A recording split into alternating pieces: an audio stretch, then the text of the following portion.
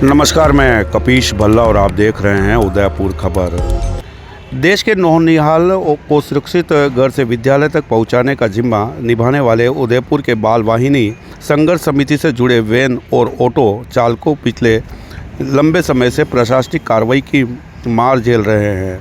बच्चों की सुरक्षा और अपनी आजीविका दोनों को साधते हुए वे चालक वर्षों से अभिभावकों को भरोसा निभाते हुए आए हैं, परंतु जिला प्रशासन और राजस्थान परिवहन निगम द्वारा नियमों का हवाला देते हुए की जा रही कार्रवाई ने कई परिवार के सामने रोजगार का संकट खड़ा कर दिया है। नियमों के अनुरूप व्यवस्था न होने से अभिभावक भी परेशान हैं, क्योंकि अनेक स्थानों पर स्कूली बस पहुंच ही नहीं पाती है और वैकल्पिक साधनों का अभाव भी बना हुआ है। इसी पीड़ा को आवाज़ देने के लिए समिति से जुड़े सैकड़ों चालक आज सुखड़िया सर्कल पर एकत्रित हुए और प्रशासन से व्यवहारिक समाधान की मांग रखी है। अब देखना यह होगा कि प्रशासन बच्चों को सुरक्षित आवाजाही और इन मेहनतकश चालकों की आजीविका दोनों के संतुलन हेतु क्या कुछ निर्णय लेता है।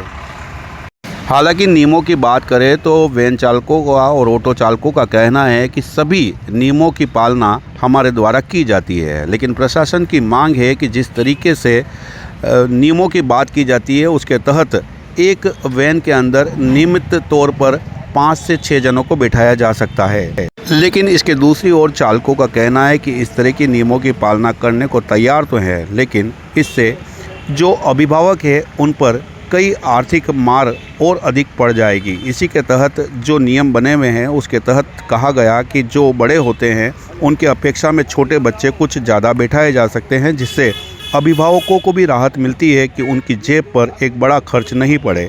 इसी बात को ध्यान में रखते हुए किसी वैन चालक के द्वारा अंदर वैन के अंतर्गत देखा जाए तो 10 से 12 बच्चों को बैठाकर परिवार के ऊपर पड़ने वाले भार को कम करने का प्रयास किया जाता है, लेकिन ये नियम विरुद्ध बता देते हुए प्रशासन के द्वारा कार्रवाई की जा रही है। और उसी के तहत आज सभी वैन चालक और ऑटो चालक सुखड़िया सर्कल एकत्रित हुए और जिन्होंने आज एक बड़ा निर्णय लेते हुए यह बात तय की है कि आने वाले कल से हड़ताल जारी कर दी जाएगी, जिसके तहत अब एक देखने वाला विषय बन जाएगा कि आखिरकार वे बच्चे जिन्हें शिक्षा के माध्यम से देश की नींव को मजबूत करने का प्रयास किया जा रहा है, वे आखिरकार कल अपने विद्यालय तक कैसे पहुंचते हैं और किन किन समस्याओं का सामना उन परिवार के लोगों को देखना पड़ जाएगा जो अपने बच्चे को शिक्षा के माध्यम से अपने ही बच्चे का सुनहरा भविष्य तलाश रहे हैं।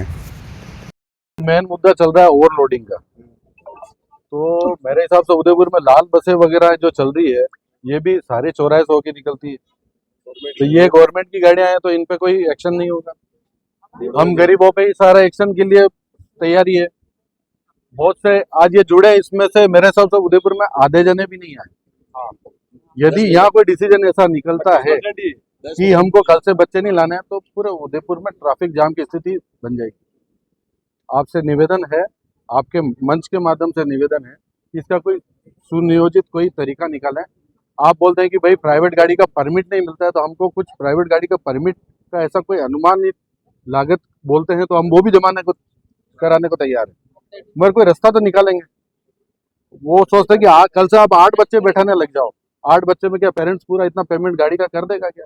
क्योंकि अभी SRT, टैक्स, PUC और सबको मिला के लागत इतनी बन रही है, और किसी भाई ने गाड़ी यदि किस्तों पे ले रखी है, वो किस्त को यदि जोड़ते हैं 8 बच्चे में, आप भी जानते हैं, पेरेंट्स भी जानते हैं, स्कूल भी जानता है, कोई पूर्ण नहीं पड़ेगा, कुछ नहीं होता। तो इसका बीच का रास्ता तो मिलके ही निकालना पड़ेगा। आज सब इतने जने खड़े हुए हैं, इसी कारण से खड़े हुए हैं, और इस कार्रवाई को देखते हुए ये जो बचने बचाने के लिए लोग बाग जो गाड़ियों में चल रहे, गलियों में दौड़ा रहे हैं, क्योंकि देखो हम मानते हैं गलती है, पर ये जो तरीका अपना रहे हैं अभी, इससे और ज्यादा चांसेस बन रहे हैं कि कोई एक्सीडेंट हो। हम नहीं चाह रहे कि ये स्थिति बने, तो आपके मार्फत हम ये कहना चाह रहे हैं कि कोई बीच का रास्ता निकाले प्रशासन, तो हमारे लिए और पेरेंट्स के लिए दोनों के लिए सुविधाजनक रहेगा। जी, दिनेश सिंह। अच्छा, इसके अलावा वैन है, और ये बोल रहे कि प्राइवेट गाड़ियां नहीं चलेगी, तो देखो स्कूल्स के बहुत से स्कूलों में खुद की बसें तक नहीं है, और ऐसी जगह बहुत सी कंजेस्टेड गलियां हैं जहां बसें जा भी नहीं सकती है, वहां हम सेवा दे रहे हैं।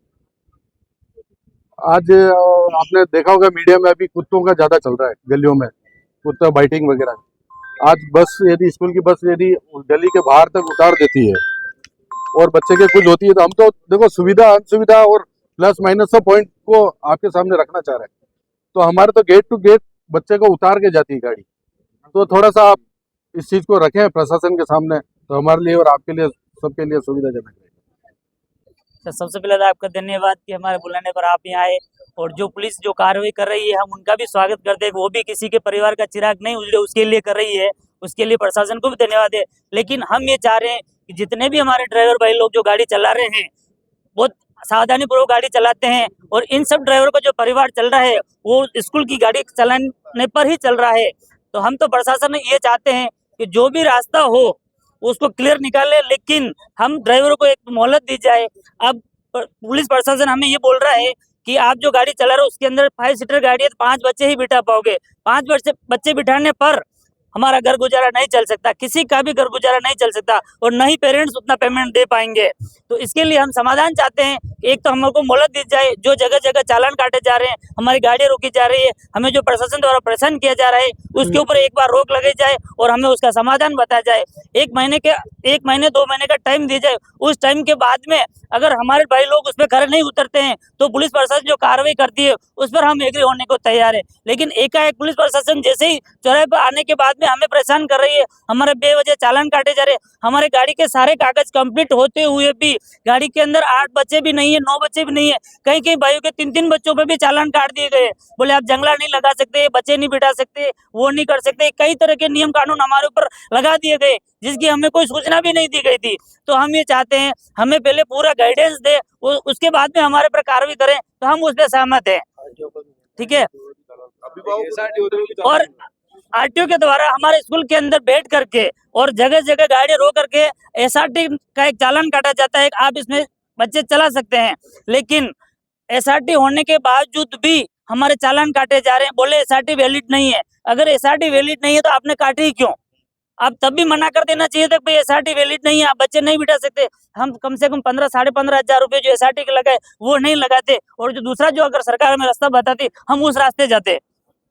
तो अभिभावक का किसी प्रकार की शिकायत नहीं, अभिभावक का आज दिन तक हमारे ऊपर कोई शिकायत नहीं है। हम बच्चे को टाइम से ले रहे, टाइम पे छोड़े, कोई भी भाई लोग गाड़ी रफ्तार से नहीं चलाता है। आज दिन तक ये भी सुनने में नहीं आया कि उदयपुर के अंदर कि किसी भी गाड़ी का स्कूल वैन के द्वारा बच्चे लाते और ले जाते समय एक्सीडेंट हुआ हो, कोई बच्चा घायल हुआ हो, या ब्रेक लगाने पर किसी बच्चे की गाड़ी के अंदर लगी हो, कोई हादसा सुनने में नहीं आया। इतने भाई लोग खड़े, आप सबसे एक एक से पूछ सकते हो, ऐसा कोई आज दिन तक सुने। कांड कहीं दूसरी जगह होता है, लापरवाही कहीं और होती है, और परेशान सारों को होना पड़ता है। तो हम चाहते हैं कार्रवाई करो, ऐसे लोगों पे करो जो वास्तव में उसके हकदार हैं, जो उस गुनाह किया हो उसको सजा दो, बेगुनाह को मत दो।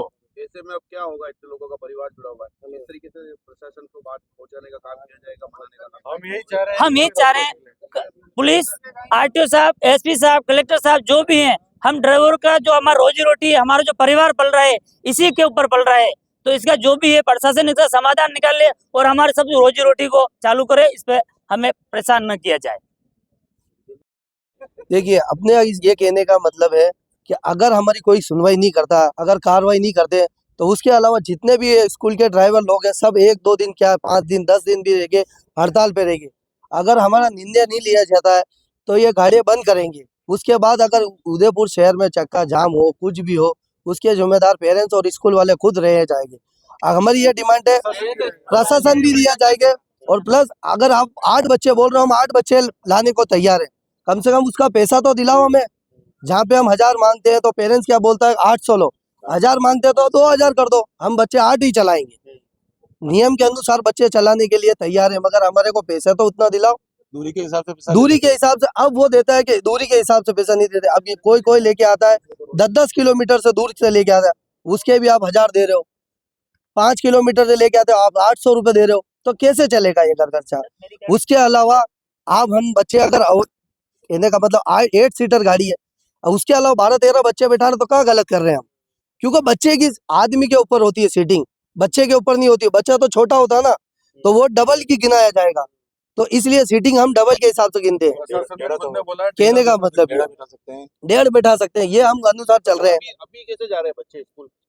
अभी तो 1.5 चलते हैं। अभी आपके तो सब यहाँ है, अभी सारा हम हमारी सर्विस दे के आए, हम हमारी सर्विस दे के आए, सब भाई लोगों को ग्रुप में बोला है कि आप आओ और यहाँ पे कुछ ना कुछ निर्णय निकाले जाएंगे।